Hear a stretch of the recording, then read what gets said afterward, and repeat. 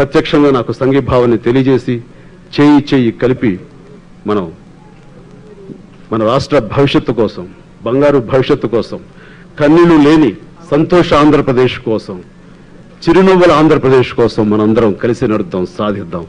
దానికి అందరూ సమాయత్వం అవ్వండి. ఈ రోజు నుంచి నేను మీతోటే, మీ మధ్య. జై హింద్.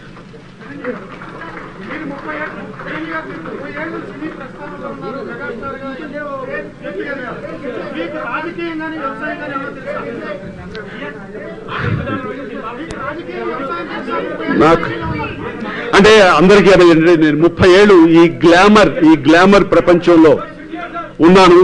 మామూలు జీవితం, సాధారణ జీవితం తెలియదు అని అనుకునే అవకాశాలు చాలా ఉన్నాయి. మీరందరూ చూసింది 30 సంవత్సరాలు బట్టి నేను ఏమిటని చూసే తప్ప 30 సంవత్సరాల ముందు నేను ఏమిటని చాలా మందికి తెలియదు. నేను పుట్టింది విలేజ్ లో, నేను పుట్టింది సాదా సీదా ఒక కానిస్టేబుల్ ఫ్యామిలీలో. అంటే వాళ్ళకి స్థితిగతులు ఎలా ఉంటాయి, ఆర్థిక స్థితి ఎలా ఉంటాయని మీ అందరూ కూడా గ్రహించుకోవచ్చు. అలాంటి సాదా సీదా ఫ్యామిలీలో పుట్టాను, పల్లెటూరులో పుట్టాను. మా నాన్నగారికి 5 ఎకరాల భూమి ఉంది. మీరు వ్యవసాయం చదువుతున్నారు కాబట్టి అది చెప్పాలనిపించింది. సో 5 ఎకరాల భూమి ఉంది. మేము సెలవులోకి వెళ్ళినప్పుడు కానీ, నేను ఆ ప్రాంతంలో చదువుతున్నప్పుడు కానీ, నేను పొలంలో పనిచేస్తాను. అది మీరు ఎవరు నమ్మలేరు, ఇది సత్యం. ఇది అంటే కలుపు తీయటం, కోతలు కోయటం, దుక్కి దున్నటం, కుప్పను వచ్చటం, దాడవా సారం, అప్పట్లో అది ఇప్పుడు రబీ అది అన్నప్పుడు దాడవా సారం, ఇవన్నీ కూడాను నాకు తెలుసని నేను సభంగా గర్వంగా చెప్పుకోగలను. సో అలాంటి అభిప్రాయం అలాంటి నాకు రైతు సమస్యలు తెలుసుకోవటం, వాటిలో ఎలాగ రావాలని తెలియడం పెద్ద కష్టమే కాదు.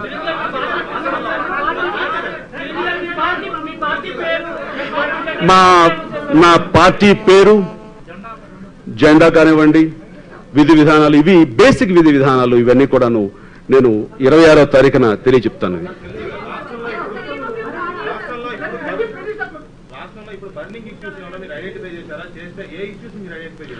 బర్నింగ్ ఇష్యూస్ నేను ఐడెంటిఫై చేయగల, ఐడెంటిఫై చేసేవారు మీరున్నారు, మీరందరూ తెలియచేస్తూనే ఉన్నారు. వాటిలన్నిటి దృష్టిలో లేకపోలేదు. అవన్నీ చెప్పడానికి వాటి మీద ఒక నిర్దిష్టమైన భావంతో, నిశ్చిత అభిప్రాయంతో నేను రావడానికి ఇది ఒక్కరిని తీసుకునే విషయం కాదు. చాలా సునిశ్చితమైన విషయాలు, చాలా సెన్సిటివ్ మ్యాటర్స్. అండ్ వీటి మీద ఒక నిర్దిష్టమైన భావంతో, ఒక నిశ్చిత అభిప్రాయంతో అందరం కలిసి సమిష్టిగానే నిర్ణయం తీసుకుంటాము, కలిసి అభిప్రాయంతో వస్తాము. అది ఇంకా టైం ఉంది కాబట్టి వాటి మీద నేను తర్వాత మాట్లాడతాను.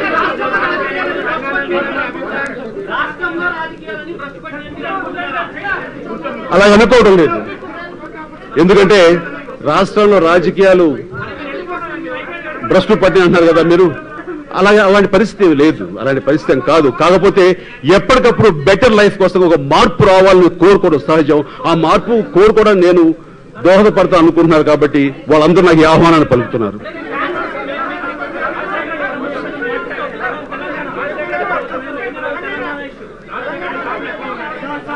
ఎవరి పంథాలు వాడు బాగానే చేస్తున్నారు, ఎవరు దాన్ని తక్కువ చేసి మాట్లాడరు. అయితే రైట్, అదే చెప్పాను, అదే ఉంటాను. ఇవన్నీ కూడా చాలా సెన్సిటివ్ మ్యాటర్స్. డెఫినెట్ గా వాటి మీద ఒక ఖచ్చితమైన అభిప్రాయంతో, ప్రజల అభిష్టానికి అనుగుణంగానే ఏదైనా సరే ఉంటుంది, ఏ నిర్ణయం ఉంటుంది, ఏ ఇష్యూ అయినా సరే ఉంటుంది. వాటిని సరైన శాస్త్రీయ అధ్యయనం చేసి దానికి ఒక కొలిక్కి వచ్చి అందరిగా సమిష్టిగా నిర్ణయం తీసుకున్న తర్వాత అది ప్రజల ముందు పెట్టే సామర్థ్యం తప్ప అదేవి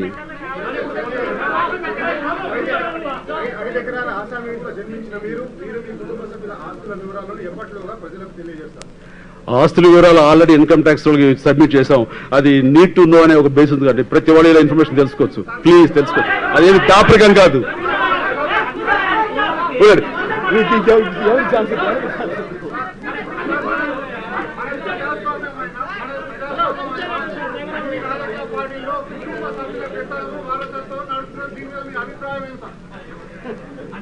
సామర్థ్యం, మంచితనం ఉంటే గనక ఎవరికైనా సరే రాజకీయాల్లోకి ఉండే అర్హత ఉంది. వాళ్ళు మన తోటి వాళ్ళ, మన తోబుట్టు వాళ్ళ, లేకపోతే బయట నుంచి మనల్ని ప్రేమించి ఆ రకంగా మనకి దగ్గర బంధువుల అన్న తేడా లేదు. ఎవరికైనా సరే అర్హత ఉండి వాళ్ళు స్వార్థపరం లేకుండా ఉంటే గనక, కుటుంబ సభ్యులైనా సరే వాళ్ళు కార్యకర్తగా ఉండొచ్చు. ప్రజలు ఆమోదించి వెల్కమ్ చేస్తే గనక వాళ్ళు ఖచ్చితంగా పదవిలో రావచ్చు.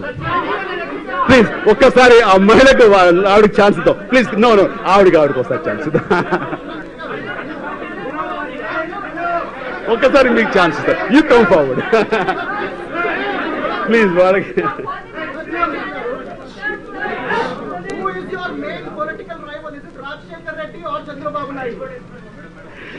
నాకు రైవల్స్ అంటూ ఈ పొలిటికల్లో ఉండరు. ఏదో రకంగా ప్రతి వాళ్ళని ఇన్స్పైర్ చేసిన వాళ్ళే. నాకు రైవల్రీ ఉంది, శత్రుత్వం ఉంది అంటే గనక అది ఇప్పుడున్నటువంటి దారిద్ర్యంతో, ఆకలి బాధలతోటి, వాళ్ళకు ఉన్నటువంటి ఈతి బాధలతోటి, వాళ్ళకు ఉన్నటువంటి ఎంత పురోగతి ఉన్నా సరే, రాష్ట్రం ఎంత ముందుకు వెళ్తున్నా సరే ఇంకా వెనకబడిపోవడానికి ఏవేవి కారణాలు ఉన్నాయో ఆ కారణాలు నాకు శత్రువులు.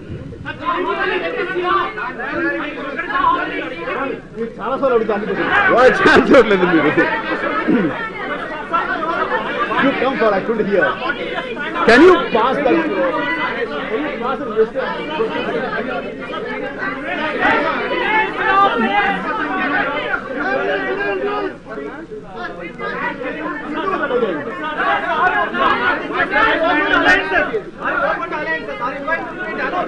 అవసరం వస్తే గనక అలయన్సెస్ అనేది ఆ సమయంలో అవసరం వస్తే గనక అభ్యంతరం లేదు. బట్ ప్రస్తుతానికి దాని గురించి మాకు ఆలోచన లేదు.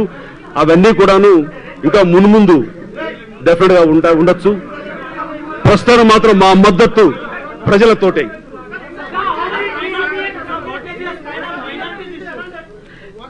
డెఫినెట్ గా ఎవరైనా సరే గనక ఇంత పురోగతి ఉండి వాళ్ళ అభివృద్ధిలోకి రాలేకపోతున్నారు అంటే గనక ఆ మైనారిటీస్ విషయంలో కూడా ఖచ్చితంగా సానుకూలంగా ఉంటుంది. ప్రతి ఒక్కళ్ళు పైకి వచ్చేందుకు ఏ అంశాలు దోహదపడతాయో అన్ని కూడాను పొందుపరచడం జరుగుతుంది.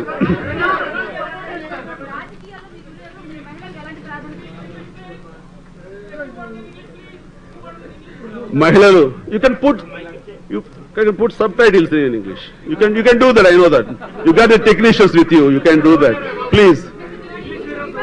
సో మహిళల గురించి అడిగారు మీరు. డెఫినెట్ గా ఆకాశంలో సగం మహిళలు ఉన్నారు. సో సగం భాగం అన్నది కాకపోయినా మాకు వచ్చేసరికి సబ్స్టాన్షియల్ గా అధిక మొత్తంలోనే మహిళలకు ప్రాధాన్యత ఉంటుంది.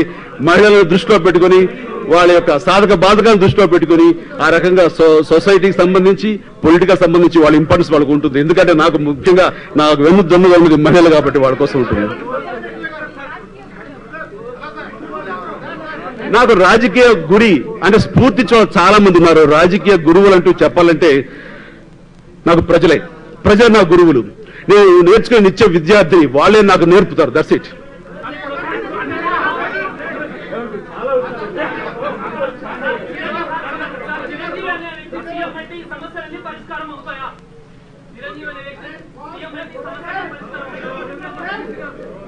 ఇక్కడ సీఎం ముందే చెప్పాను, పదవులు ఆశించి కాదు, సీఎం ఇంకోవడం కాదు.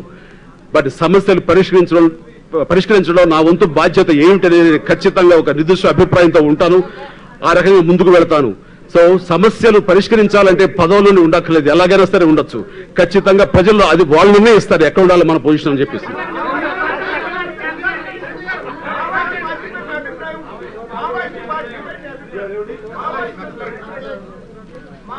చెప్పక ఇవన్నీ చాలా సెన్సిటివ్ మ్యాటర్స్. డెఫినెట్ గా వీటిని దాటేస్తే రకపడదు. వీటి మీద ఖచ్చితమైనటువంటి మేధో మదనం చేసి వాటి మీద ఖచ్చితంగా నిర్దిష్ట అభిప్రాయం ముందుకు వస్తాను.